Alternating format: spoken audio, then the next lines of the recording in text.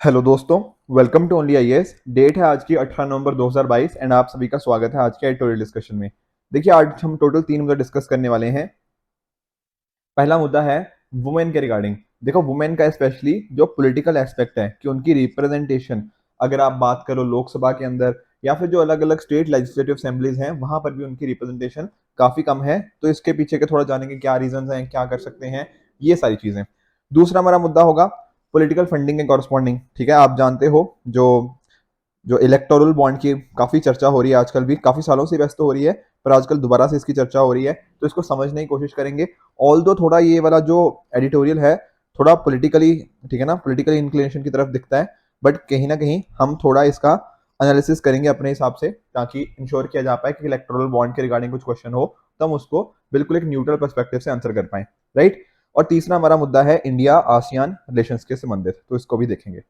ठीक है, स्टार्ट करते हैं आज के कोट ऑफ द डे के साथ। देखो, इस तरह की कोट मैंने आपसे पहले भी डिस्कस करी थी, पर यहाँ क्या कोट है। Doctor B R Ambedkar ji कहते हैं, I measure the progress of a community by the degree of progress which women have achieved. Right. तो वुमेन के कितनी ज्यादा वहां पे अचीवमेंट्स कैसी हैं, उसके कॉरस्पॉन्डिंग एक कम्युनिटी की हम प्रोग्रेस देख सकते हैं। जैसे हमने इंडिया के कॉरस्पॉन्डिंग आप देख सकते हो कि इंडिया में वुमेन के क्या एस्पेक्ट्स हो सकते हैं। आप इनकी एजुकेशन देख सकते हो, ठीक है, आप इनके हेल्थ एस्पेक्ट्स देख सकते हो, इकोनॉमिक स्फेयर में देख सकते हो, या फिर पॉलिटिकल हो गया। तो इस तरह से बहुत सारे स्फेयर्स हो सकते हैं, या सोशल एस्पेक्ट भी आप इसका कंसिडर कर सकते हो। तो अगर आप कोई भी स्फेयर उठा लो तो आपको देखने को मिलेगा कुछ हद तक डिस्क्रिमिनेशन यहाँ पे देखने को मिलती है। एजुकेशन में लिटरेसी रेट कम है वुमेन का। हेल्थ में आप जानते हो मैटरनल मोर्टेलिटी रेट, ठीक है, डेथ्स हो जाती है जल्दी। इकोनॉमिक के अंदर क्या होता है, सेम काम के लिए इनको सैलरीज कम मिलती हैं वुमेन को। ठीक है, कुछ ही पर्टिकुलर सेक्टर्स के कॉरस्पॉन्डिंग होते हैं जिनको हम क्या बोलते हैं, पिंक कॉलर जॉब्स, की एयर होस्टेस हो गए, रिसेप्शन हो गया, रिसेप्शनिस्ट हो गई, ये सारी चीजें। उसी तरह से सोशल एस्पेक्ट में भी आप देखते हो वुमेन के साथ किस तरह से डिस्क्रिमिनेशन होता है। वुमेन को माना ही जाता है कि आपका काम क्या है, घर का काम करो, ठीक है ना, खाना बनाना, ये सारी चीजें, होम मेकर की काम, ठीक है ना। पर आज हम जो मुद्दा डिस्कस करेंगे जो इस एडिटोरियल में है वो पॉलिटिकल एस्पेक्ट के साथ लिंक्ड है। इवन ना देखो, चलो डॉक्टर अम्बेडकर ने ये बात तो बोली है, साथ ही साथ उन्होंने एक बात बोली थी कि जो पॉलिटिकल पावर है it is the tool to achieve social progress. अगर हमें सोशल प्रोग्रेस अचीव करनी है ना तो वो कैसे होगी, पॉलिटिकल पावर के थ्रू। तो यही पॉलिटिकल पावर वुमेन को नहीं मिली हुई, उनकी पॉलिटिकल वॉइस नहीं है, उनका रिप्रेजेंटेशन नहीं देखने को मिलता लोकसभा के अंदर या बाकी असेंबलीज के अंदर। तो उसी को हम समझने की कोशिश करेंगे और यही हमारा पहला मुद्दा है, और इसको आप जीएस पेपर 1 के साथ as well as GS paper 2 के कॉम्पोनेंट के साथ भी रिलेट कर सकते हो। देखिए, अभी ना एक पीआईएल फाइल करी गई है सुप्रीम कोर्ट के अंदर, जो क्या बोलती है, जो ये बोलती है कि जो वुमेन रिजर्वेशन बिल है उसको वापस से लेकर आया जाए। देखो, थोड़ा समझाता हूँ, शायद आप में से कुछ स्टूडेंट्स ने ना पहले ये सुना नहीं होगा। दरअसल में एक ना 108th कॉन्स्टिट्यूशनल अमेंडमेंट बिल था, वो लेकर आया गया था। इसका बिल का लाने का पर्पस क्या था, इसका पर्पस ये था कि लोकसभा हो गया और साथ ही साथ जो स्टेट लेजिस्लेटिव असेंबलीज हैं यहाँ की ना 1/3 सीट्स जो हों वो वुमेन के लिए रिजर्व हों। समझ पाए हो, ये 2008 में बिल लेकर आए थे कि 108th कॉन्स्टिट्यूशन अमेंडमेंट बिल, जिसके थ्रू क्या बोला गया कि लोकसभा और स्टेट लेजिस्लेटिव असेंबली की 1/3 सीटें वुमेन के लिए रिजर्व हों। ये बिल जो था ये आया कहां पे था, राज्यसभा के अंदर। राज्यसभा में भी देखो बहुत मुश्किल हुई, पर राज्यसभा में तो पास हो गया। पर दिक्कत कहां आ गई, जब ये बिल गया लोकसभा के अंदर।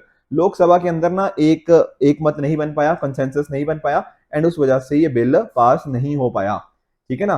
तो देखो, यही राइटर बात कर रहे हैं कि अगर सोचो ये बिल वहां पे पास हो जाता तो हमारी जो महिलाएं थी वो संसद में और आती, उनको पता होता कि वुमेन की क्या दिक्कतें हैं, एंड उसके बेसिस के ऊपर जो भी इश्यूज थे उनको वो सॉल्व कर सकती, उनकी वो लेकर वो लॉ वगैरह वो लेकर आ पाती, तो अकॉर्डिंगली ये चीजें देखने को मिलती। ठीक है ना। और सुप्रीम कोर्ट अब देख रहा है इस पीआईएल को कि क्या इस तरह का बिल आना चाहिए, क्या चीजें हैं, यहाँ पे ये सारी डिस्कशंस हो रही हैं।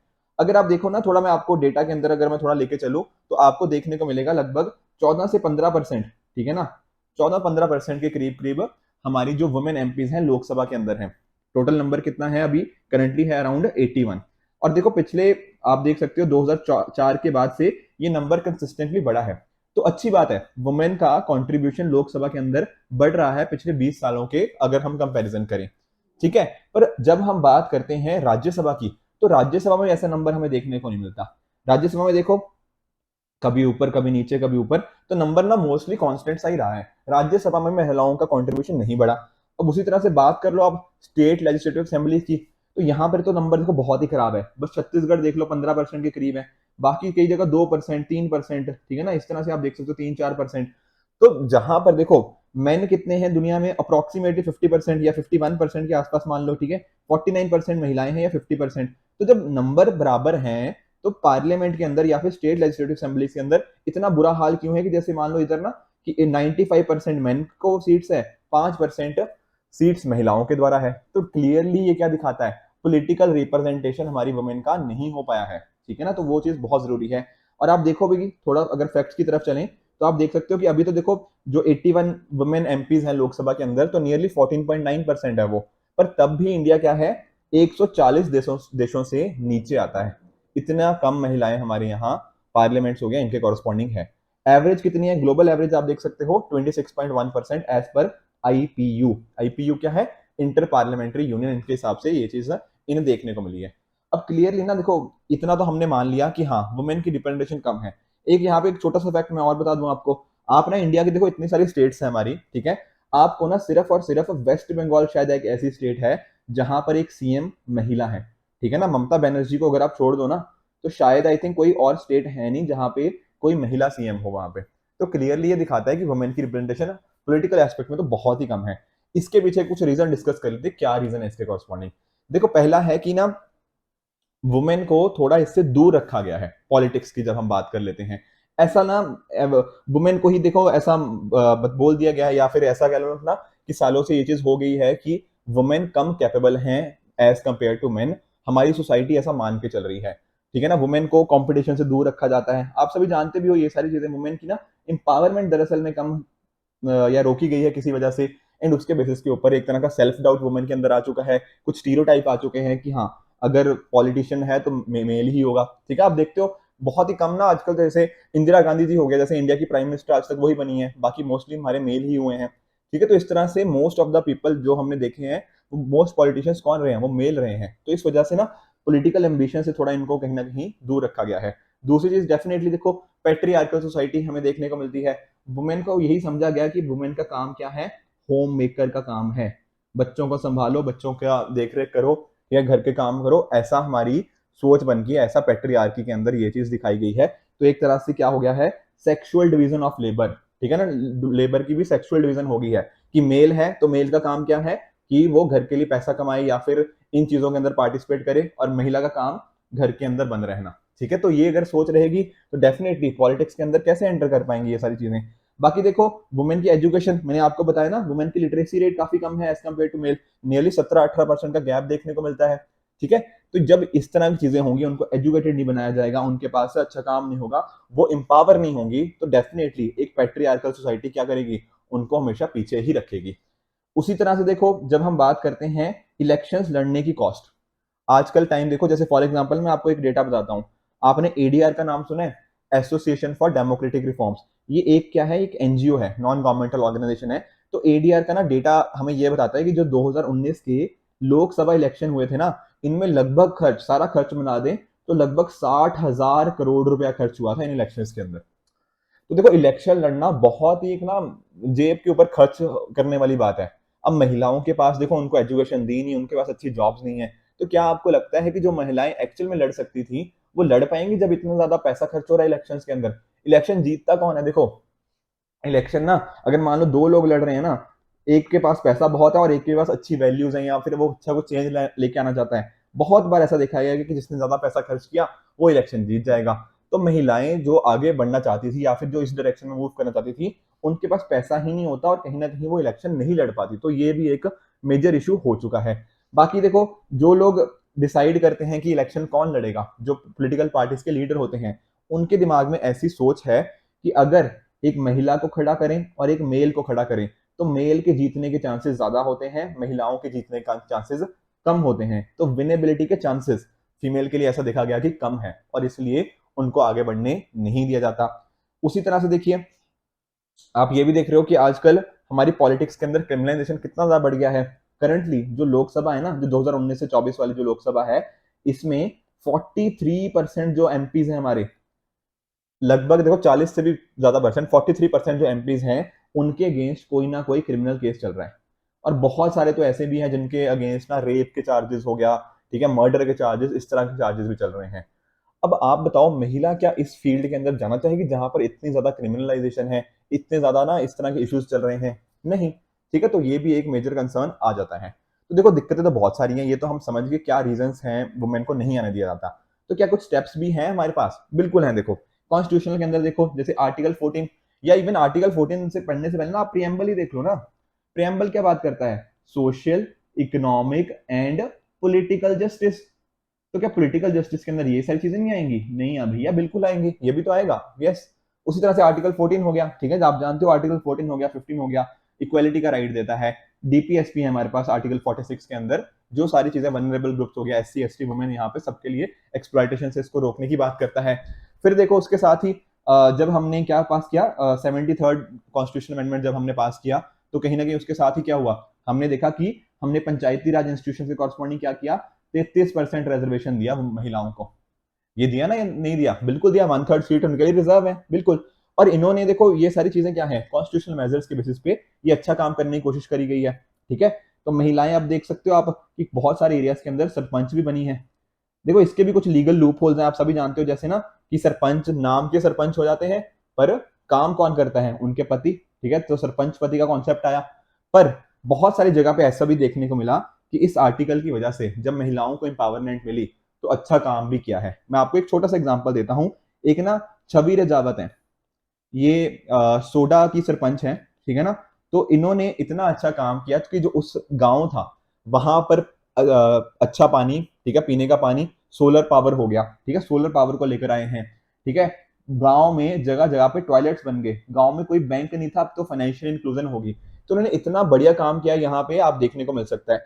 उसी तरह से देखो, एक हरियाणा के अंदर ना धानी मियाँ खां करके जगह है, वहां की सुषमा भाडू जो वहां की सरपंच है, ठीक है ना, उन्होंने क्या किया, वहां पे जो घूंघट की प्रथा थी, जो कहीं ना कहीं महिलाओं के लिए एक नेगेटिव थी या फिर एक पैट्रियार्की का एक सिंबल थी, उसको हटाने में काम किया है।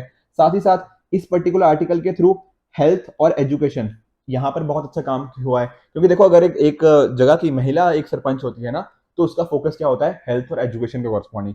तो इस तरह की बहुत सारी कॉन्स्टिट्यूशनल प्रोविजंस ने क्या क्या है काम, महिलाओं को आगे आने में हेल्प करी है। उसी तरह से आप देखते हो आर्टिकल 326, ठीक है ना, आर्टिकल 324 आप जानते हो, इलेक्शन कमीशन ऑफ इंडिया की स्थापना करता है, एंड उसके साथ ही साथ आर्टिकल 326 अडल्ट सफरेज की बात करता है। तो ये भी चीज यहाँ पे देखने को मिल जाती है।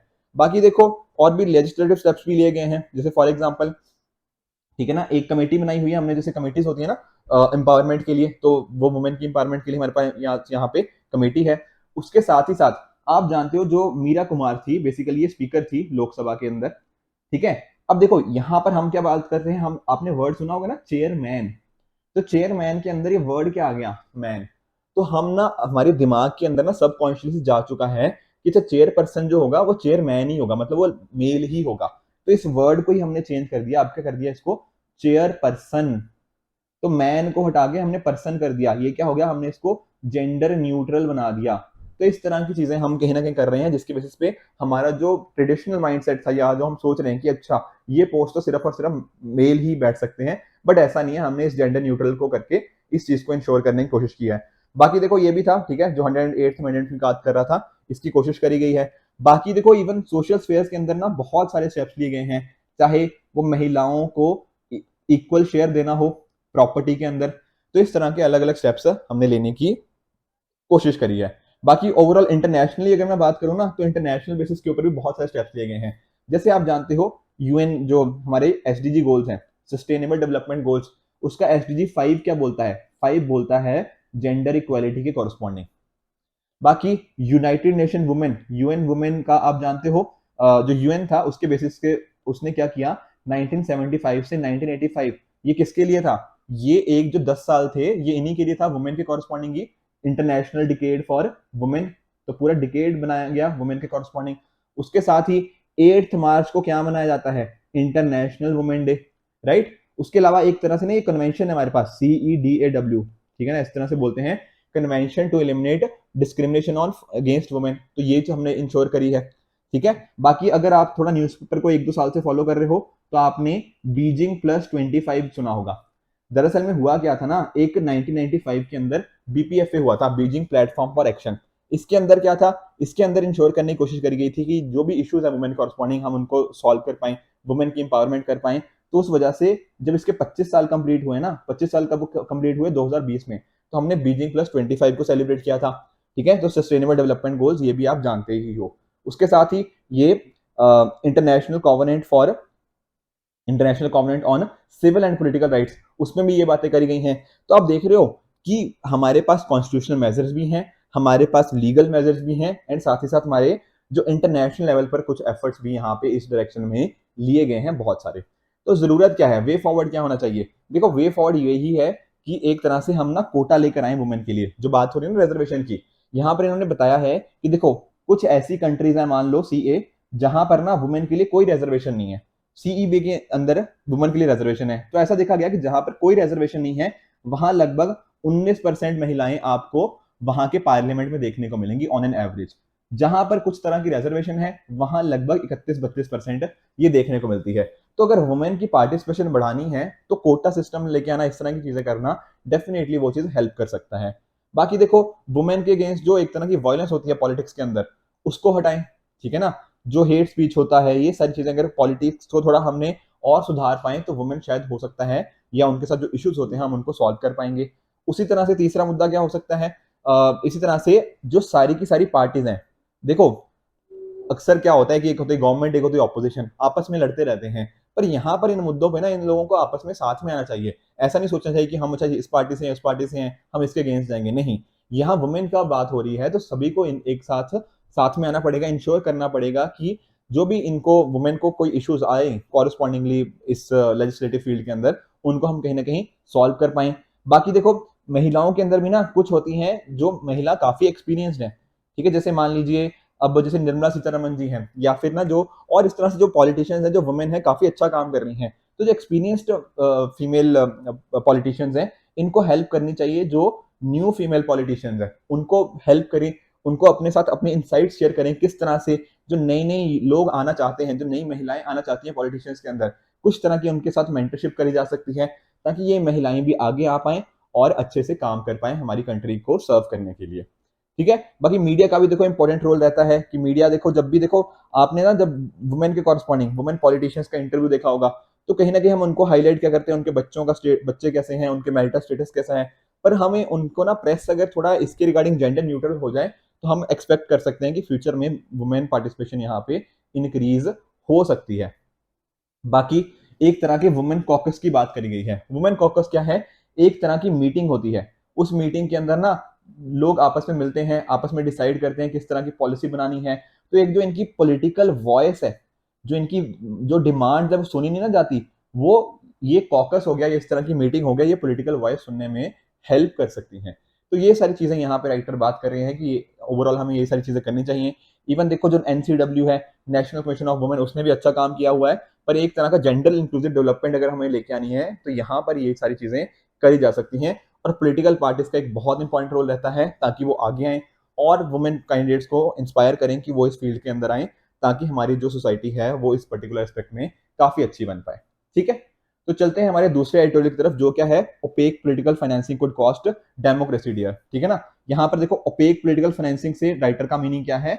इलेक्टोरल बॉन्ड से। वो बात क्या कर रहे हैं कि अगर फंडिंग पॉलिटिकल पार्टीज लेती है ना इलेक्टोरल बॉन्ड के थ्रू, तो उससे ना ट्रांसपेरेंसी नहीं आई, बल्कि ओपेकनेस आई है, ऐसा राइटर का मानना है। ठीक है, तो थोड़ा डिस्कस करते हैं। थोड़ा मैंने वैसे भी बताया आपको, थोड़ा पॉलिटिकल मुद्दा था, बट हम ओवरऑल इसको समझने की जरूरत है कि इलेक्टोरल बॉन्ड आखिर होते क्या है।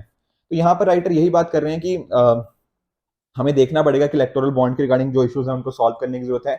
इवन देखो, जो हमारे जो एनजीओ है, मैंने आपको अभी बताया भी, association for democratic reforms, ADR, और साथ ही साथ एक दूसरी एनजीओ भी है, कॉमन कॉज। इन्होंने भी ना देखो एक तरह की प्ली लगाई थी, ताकि ये चैलेंज कर रहे थे कि इलेक्टोरल बॉन्ड स्कीम तो गलत है। ठीक है ना, इससे डेमोक्रेसी को खतरा हुआ है, ऐसा इन दो एनजीओ का मानना था। तो जरा समझते हैं पहले तो कि ये क्या चीज क्या है आखिर इलेक्टोरल बॉन्ड। देखो, मान लीजिए कोई पर्सन है और ये है कोई पॉलिटिकल पार्टी। ठीक है ना, अब ये बंदा क्या चाहता है? ये चाहता है इसको पैसे देना। अब जो इलेक्टोरल बॉन्ड स्कीम है ना, उसके बेसिस पे पता क्या हुआ है? उसके बेसिस पे जैसे मान लो ये है एसबीआई बैंक, ठीक है, स्टेट बैंक ऑफ इंडिया है, ये जाएगा एसबीआई के पास। एसबीआई के पास देखो इसके कॉरस्पॉन्डिंग क्या करेगा, एसबीआई को बोलेगा कि अच्छा मैंने इस तरह से ये पैसा डोनेट करना है, ये पॉलिटिकल पार्टी का नाम नहीं बताएगा इसको, बस इसको बोलेगा कि आप एक कागज का टुकड़ा दे दो, ये कागज का टुकड़ा इसको दे देंगे, ठीक है, एक तरह का बॉन्ड होगा वो, ये बॉन्ड दे देंगे। और कितने का बॉन्ड हो सकता है, ये बॉन्ड हो सकता है जैसे मान लीजिए 1,000 का हो सकता है, 10,000 का हो सकता है, 1 लाख का हो सकता है, 10 लाख या 1 करोड़, इस तरह की मल्टीपल फिगर्स के अंदर कोई भी ये चीज हो सकती है यहाँ पर। तो होगा क्या, ये जाएगा इसके पास, ठीक है ना, और इस तरह का बॉन्ड बना के ले आएगा। इस बॉन्ड के ऊपर ना किसी का नाम नहीं लिखा होगा, कि इस पर्सन का नाम मेंशन नहीं होगा। फिर क्या होगा, फिर ये वाला जो कागज का टुकड़ा, ये जो बॉन्ड है, ये जाके किसी पॉलिटिकल पार्टी को दे सकता है। ये हो सकता है ये इस पॉलिटिकल पार्टी 1 को दे दे, ये पॉलिटिकल पार्टी 2 को दे दे, 3 को दे दे, किसको मर्जी दे दे। तो यहाँ पर देखो क्या हो रहा है, एसबीआई के अंदर जाके क्या करेगा, सिंपली जो भी अमाउंट इसने बताई ना, उसका इसको एक बॉन्ड मिल जाएगा। वो बॉन्ड एसबीआई को नहीं पता कि वो किसको दे रहा है, कांग्रेस को दे रहा है, बीजेपी को दे रहा है, आम आदमी पार्टी को दे रहा है, नहीं पता इसको, ठीक है ना। इसके पास एक बार बॉन्ड आ गया, इसकी मर्जी है वो जिस मर्जी पॉलिटिकल पार्टी को जाके वो बॉन्ड दे जाए। आई बात समझ में कैसे वर्क करता है। अब इसके रिगार्डिंग ना एक दो चीजें और हैं कि क्या सर सभी पॉलिटिकल पार्टीज को इस तरह से ये फंड दे सकता है, द आंसर इज नो। जो भी पॉलिटिकल पार्टी ने पिछले इलेक्शन के अंदर, जैसे मान लो अगर लोकसभा की इलेक्शन है या स्टेट लेजिस्लेटिव असेंबली का इलेक्शन है, जिस पॉलिटिकल पार्टी ने 1% वोट से ज्यादा वोट मिले होंगे, जितने वोट्स पोल हुए ना, उससे 1% से ज्यादा वोट्स, सिर्फ उन्हीं पॉलिटिकल पार्टीज वो इलेक्टोरल बॉन्ड को ले सकती हैं, ठीक है। तो इनको बोल देते हैं क्या, कि एक तरह से क्या है, एलिजिबल पार्टीज। एक दो चीजें और, एक चीज क्या है कि क्या हमेशा के लिए कर सकते हैं, जैसे मान लो आज जैसे 18 नवंबर है, तो क्या मैं आज जाऊं एसबीआई के अंदर तो मैं आज बॉन्ड बनवा सकता हूं, द आंसर इज नो। होता क्या है, जैसे हो गया महीने आपके, जनवरी हो गया, आपका मंथ हो गया अप्रैल, आपका मंथ हो गया जुलाई और अक्टूबर, इनकी स्टार्टिंग की ना जो 10 दिन होते हैं, उन्हीं में जाकर आप बना सकते हो, ठीक है। तो एक तरह से एक लिमिट बताई गई है कब ये चीज करी जा सकती है। और एक बार इसने बॉन्ड बना दिया तो 15 दिनों के अंदर, 15 दिनों के अंदर ना इस पॉलिटिकल पार्टी को उसको वापस से अपने अकाउंट के अंदर डलवाना ही अगर, तो 15 दिन की इसकी क्या होती है, एक तरह से वैलिडिटी होती है। ये बात समझ गए कि वर्क कैसे करता है। वर्किंग सिंपल सी है, ये पर्सन को पैसा डोनेट करना है किसी पॉलिटिकल पार्टी को, वो जाएगा एसबीआई के अंदर, एसबीआई से इन पर्टिकुलर अमाउंट के कॉरस्पॉन्डिंग एक बॉन्ड बना लेगा। बॉन्ड एक बार इसके पास आ गया, फिर इसको इनमें से किसी भी पॉलिटिकल पार्टी को जिसको वो डोनेट करना चाहता है उसको देकर ये आ जाएगा, एंड अकॉर्डिंगली ये पॉलिटिकल पार्टी 15 दिनों के अंदर उसको इन कैश करवा लेगी। इज इट क्लियर कि कैसे वर्क कर रहा है। अब यहां पर देखो गवर्नमेंट का तो ये मुद्दा था कि हमने ना बीच में बैंक्स वगैरह को इन्वॉल्व कर दिया, तो थोड़ा पॉलिटिकल फंडिंग हमने ट्रांसपेरेंट कर दी, ऐसा मानना था हमारी जो करंट गवर्नमेंट है उनका। पर हुआ क्या है, एज पर वेरियस एक्सपर्ट्स जो कहीं ना कहीं इसको अपोज करते हैं, उनका मानना है कि देखो हुआ क्या यहाँ पे, यहाँ बात ये हुई है कि यहाँ पर ट्रांसपेरेंसी नहीं आई, यहाँ पर ट्रांसपेरेंसी नहीं आई, बल्कि क्या आ गई, ओपेकनेस। ओपेकनेस कैसे आ गई, अब देखो हमें पता ही नहीं लग रहा ये पॉलिटिकल ये पर्सन था, इसकी आइडेंटिटी हमें पता ही नहीं है। डायरेक्टली पॉलिटिकल पार्टी ने तो ये जाके बता दिया कि हमने ना किसी सामने हमें किसी से बॉन्ड मिला है, किससे मिला है उसका नाम डिस्क्लोज करना जरूरी ही नहीं है, तो ओपेकनेस यहाँ से आ गई। और ऊपर से आप एक चीज रियलाइज करो, यहाँ बात किसकी हो रही है, एसबीआई की। एसबीआई किस कौन ओन करता है एसबीआई को, गवर्नमेंट ऑफ इंडिया। अब एसबीआई को तो पता है ना ये कौन बंदा था, ये कितने का बना के गया बॉन्ड, ये कितने रुपए का बॉन्ड बना के गया, पता है ना एसबीआई को। तो एसबीआई के ओनर कौन है, गवर्नमेंट ऑफ इंडिया। तो गवर्नमेंट ऑफ इंडिया को एक तरह से पता नहीं है क्या कि किस बंदे ने कितना पर्टिकुलर पैसा क्या बॉन्ड बनाया, बिल्कुल पता हो जाएगा। तो होगा क्या, गवर्नमेंट ऑफ इंडिया को पता है कि इस बंदे ने मान लो 1 करोड़ का बॉन्ड बनाया, पर जो हमारी ओपोजिशन पार्टीज हैं उनको थोड़ी पता है। तो एक तरह से ना पावर किनके हाथ में आ जाएगी, बैलेंस ऑफ पावर इनकी तरफ शिफ्ट हो गया, इनके अगेंस्ट चला गया, ठीक है ना। यही सारी बातें यहाँ पे राइटर कर रहे हैं कि एक तरह से ना कि जो पॉलिटिकल पार्टी है वहां पे उनको ज्यादा बेनिफिट हो रहा है। ये थोड़ा ना इन्होंने फिलोसफिकल बातें इस राइटर के अंदर, राइटर ने ज्यादा बातें करी हैं, उसमें हमने ज्यादा जानने की जरूरत नहीं है कि किस तरह से बैलेंस है between ruler and opposition party. ये थोड़ा हिस्टोरिकल जाने की कोशिश कर रहे हैं राइटर, की हिस्ट्री में भी बता रहे हैं कि किस तरह से ना इश्यूज आए हैं। पर एक दो मुद्दे देखो आप खुद रियलाइज करो। एक तो जैसे ना आर्टिकल 19 के अंदर ना, ऐसा सुप्रीम कोर्ट ने भी बोला है कि जब इलेक्शंस के अंदर हमारे पास क्या होता है, राइट टू नो होता है, जैसे राइट टू इन्फॉर्मेशन है ना, तो राइट टू नो है हमारे पास कि क्या चीजें कैसे होती हैं। जो हमारा right to freedom of expression है, वहां पर ये चीज कवर है। पर ये इलेक्टोरल बॉन्ड है, कहीं ना कहीं बहुत सारे एक्सपर्ट्स बोलते हैं इस आर्टिकल 19 के अगेंस्ट जा रहा है। हमें कभी पता ही नहीं लग रहा कि कौन सा पर्सन किस पॉलिटिकल पार्टी को वोट नहीं, किस पॉलिटिकल पार्टी को कितना फंड दे रहा है, पर गवर्नमेंट को सब पता है। तो होगा क्या, ये बंदा डर जाएगा, ये बंदा कभी कांग्रेस को वोट नहीं कभी पैसा देगा ही नहीं, या फिर ऑपोजिशन पार्टीज को कभी पैसा नहीं देगा। किसको देगा पैसा? गवर्नमेंट को। फिर इनके बीच में क्या हो जाएगा? एक तरह की सेटिंग की पॉसिबिलिटी रहती है, ठीक है। ऐसा मतलब बहुत सारे एक्सपर्ट्स बोलते हैं कि ये चीज एक पॉसिबिलिटी बन जाएगी, क्योंकि इसको पता है ना कि गवर्नमेंट को पता है। अगर गवर्नमेंट को पता लग गया कि हाँ मैंने 1 करोड़ का पैसा बनवाया था बॉन्ड, पर गवर्नमेंट के पास नहीं आया, तो टेक्निकली वो किसके पास गया होगा? ऑपोजिशन के पास। तो गवर्नमेंट ना इसको हरास कर सकती है कि आपने पैसा 1 करोड़ दिया पर हमें नहीं दिया, किसी और पार्टी को दे दिया। तो ये इश्यूज यहाँ पे रहते हैं कि एक तरह से डेमोक्रेसी के अगेंस्ट ये जाता है। इन पर्टिकुलर एंटिटीज यानी कि बिजनेसमैन और गवर्नमेंट के बीच में एक तरह का क्रोनी कैपिटलिज्म भी हो सकता है, ठीक है ना, कि आपस में पॉलिसीज डिक्टेट कर रहे हैं, तो वो काफी गलत चीज हो जाएगी हमारी डेमोक्रेसी के कॉरस्पॉन्डिंग, ठीक है ना। तो यही ओपेसिटी, इंफॉर्मेशन एसिमेट्री, मतलब कि गवर्नमेंट के पास ज्यादा इंफॉर्मेशन है, ऑपोजिशन पार्टीज के पास इंफॉर्मेशन है ही नहीं, तो जीतेगा कौन इन दी एंड? गवर्नमेंट ही जीतेगा। और इस वजह से ही यहाँ पे ये बात कर भी रहे हैं, ठीक है।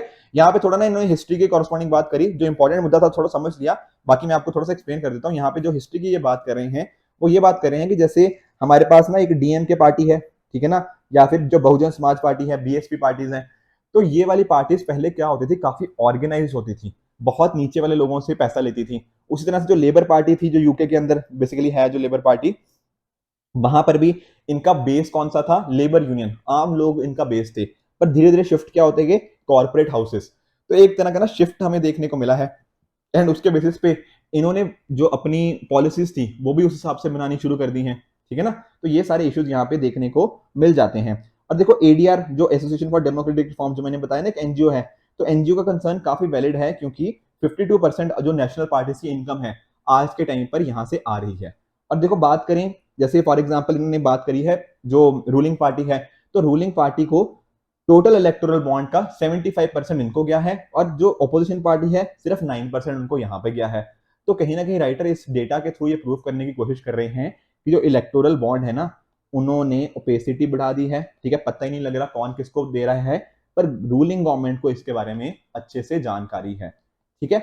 इवन देखो, अगर थोड़ा मैं आपके बात डिस्कस करूं, तो यहाँ पर ना एक चीज और भी देखने को मिलती है कि जब इलेक्टोरल बॉन्ड इंट्रोड्यूस करे गए थे, उसी के साथ साथ गवर्नमेंट ने क्या किया था? जो कॉर्पोरेट डोनेट कर रहे हैं वहां पर एक तरह से एक लिमिट लगाई गई थी कि कितना पैसा आप डोनेट कर सकते हो, उस लिमिट को भी हटा दिया। ये क्लियरली क्या शो कर रहा है? ये शो कर रहा है कि कॉर्पोरेट और गवर्नमेंट के बीच में एक तरह का नेक्सस बनते हुए हम देख पा रहे हैं, ठीक है ना। तो ये एक इशू यहाँ पे कॉर्पोरेट्स के हाथ में कंट्रोल आ चुका है हमारी गवर्नमेंट का, ये यहाँ पर बात कर रहे हैं। थोड़ा हिस्ट्री की भी इन्होंने बात करी है कि इंदिरा गांधी जी के टाइम पे भी ना थोड़ा इस तरह की सिचुएशन हमें देखने को मिली थी, जहां सेंट्रल गवर्नमेंट काफी ज्यादा कंट्रोल कर रही थी, ठीक है। उस टाइम पे देखो, जो वहां के उस टाइम के जो इंडस्ट्रियलिस्ट थे, वो ना थोड़े इंदिरा गांधी जी के अगेंस्ट थे, तो वहां पर इनका बैकिंग किसको थी? जो उस टाइम की स्वतंत्रता पार्टी हो गया या जो जनसंघ हो गया। तो इंदिरा गांधी जी ने क्या कर दिया? इन इंडस्ट्रियलिस्ट को नेशनलाइज कर दिया, इनकी जो फैक्ट्रीज वगैरह थी, ठीक है, की इंडस्ट्रीज हो गया, या फिर इनके कॉरस्पॉन्डिंग कुछ इन पे लगाम लगाने की कोशिश करी, इन पे कॉर्पोरेट डोनेशंस को रोकने की कोशिश करी। तो इस तरह के फीचर्स पहली बार नहीं हुए, पर राइटर यहाँ बात कर रहे हैं कि जो आज के टाइम पर ये चीज हो रही है, ये बहुत ज्यादा हाई लेवल पे हो रही है, क्योंकि पहले के टाइम पे स्टेट्स को इतना ज्यादा नहीं रोका जाता था, पर आज के टाइम पे वो चीज हमें देखने को मिल जाती है। इवन देखो, यहाँ पर ये बात कर रहे हैं कि जो रूलिंग पार्टी है, पहले उसका वोट बैंक क्या था? वोट बैंक नहीं बोलूंगा, कौन से ज्यादा लोग उनको वोट करते थे? जो छोटे बिजनेसमैन थे या ट्रेडिंग कास्ट वाले थे। पर आजकल के टाइम पे जो इंडस्ट्रियलिस्ट है, बड़े बड़े इंडस्ट्रियलिस्ट हैं, वो ज्यादा वोट कर रहे हैं। तो अगर डीमोनेटाइजेशन इतनी आसानी से कर पाए या जीएसटी इतनी आसानी से लेकर आ पाए, वो इसीलिए था क्योंकि उनका वोटर बेस ये नहीं है आज के टाइम पर, उनका वोटर बेस कौन है? जो बड़े बड़े कॉर्पोरेट हाउसेस हैं। तो इसी के रिगार्डिंग यहाँ पे बात करी गई है कि इस जो इलेक्टोरल बॉन्ड्स है, इसकी जो ट्रांसपेरेंसी है उसको मेंटेन करने की जरूरत है, ताकि जो पॉलिटिकल फाइनेंस है हम उसको एक तरह से प्रॉपर बैलेंस मैनर में लेकर आ पाए, जहां पर पॉलिटिकल पार्टीज के पास प्रॉपर बैलेंस हो, ऑपोजिशन के पास भी उतना ही वेट हो जितना कि हमारे पास रूलिंग पार्टी का है। तो ये बात थी, थोड़ा सा डेफिनेटली पॉलिटिकल आर्टिकल था, बट जरूरी क्या था समझना? जरूरी था इलेक्टोरल बॉन्ड वर्क कैसे करता है। आई होप वो आप समझ गए होंगे कि यहाँ पे अनोनिमिटी की जो बात करी जा रही है वो कैसे आ रही है, क्योंकि आप एसबीआई को पैसा दोगे तो एसबीआई के कॉरस्पॉन्डिंग ना एसबीआई आपको एक तरह का बॉन्ड दे देगा, एक सिंपली एक कागज का टुकड़ा दे देगा। अब आपकी मर्जी है, वो किसी को जाके मर्जी दे दो, किसी मर्जी पॉलिटिकल पार्टी को।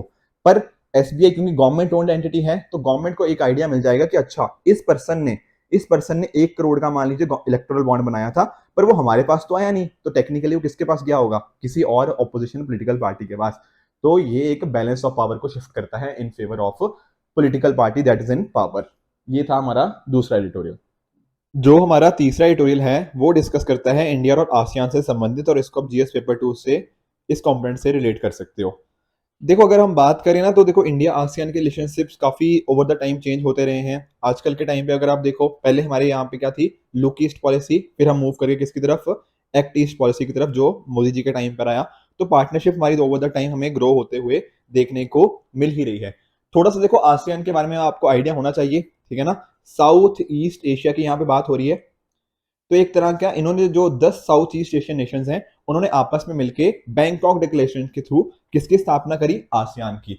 एक बार ना देखो यूपीएससी प्रीलिम्स में इसके रिगार्डिंग ही क्वेश्चन पूछ लिया गया है कि आसियान के मेंबर्स कौन कौन से हैं। तो मेक श्योर कि आपको ये 10 के 10 मेंबर्स जो हैं, Indonesia, Thailand, Vietnam, Laos, Brunei, Philippines, Singapore, Cambodia, Malaysia, Myanmar, इन 10 के 10 एंटिटीज का नाम आपको डेफिनेटली पता होना चाहिए।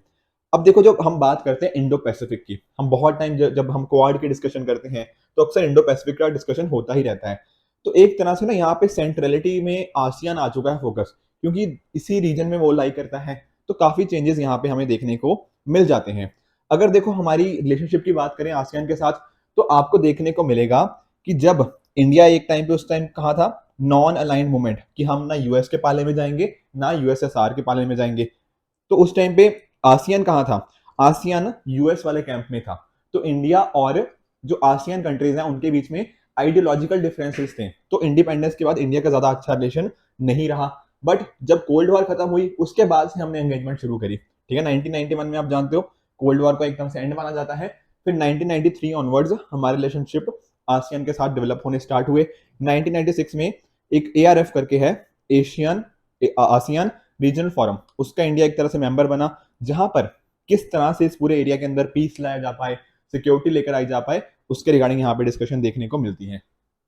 फिर 2002 तक हमारे रिलेशन और बेहतर होते रहे, और हमने क्या डिसाइड किया कि हर साल हम आपस में एक एनुअल समिट मीटिंग यहाँ पे करेंगे, ठीक है। फिर एफटीए भी साइन हुआ 2009 के कॉरस्पॉन्डिंग।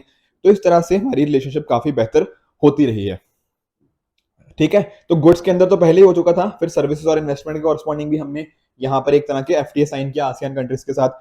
जब 1993 में हमारी रिलेशनशिप स्टार्ट हुए एक तरह से, तो यहाँ पे 2018 में 25 साल हो गए उसके। तो उसके रिगार्डिंग में हमने सेलिब्रेट किया, और इन सभी को जो हमारा रिपब्लिक डे होता है वहां पे जो परेड के अंदर इनको यहाँ पे एज एन गेस्ट इन्वाइट किया गया।